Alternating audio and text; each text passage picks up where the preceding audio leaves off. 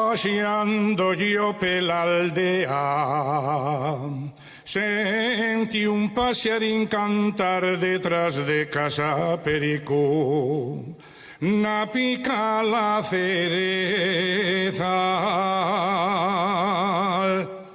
¿qué pasearín será ese?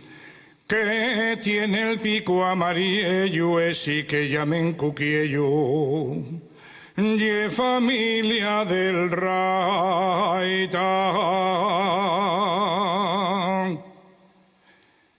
Es una delicia estar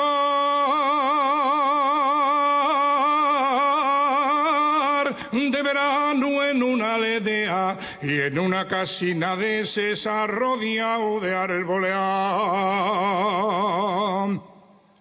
Y cuando sale la aurora, se oye el miruello cantar,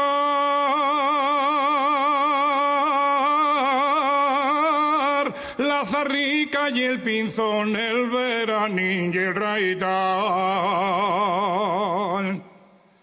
También canta la calandria,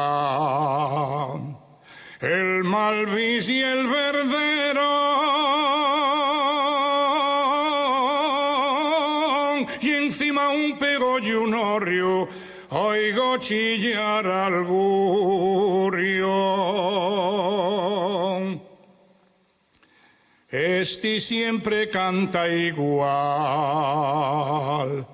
porque no sabe otro son.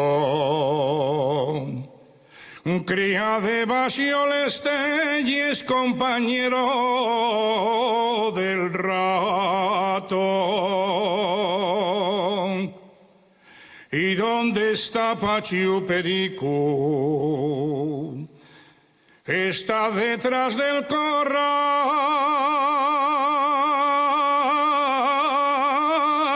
cabruñando la guadaña pa'l verano trabajar. Y ahora vienen les andechies de sallar y de arrendar y a comerles patatines y a la oyer.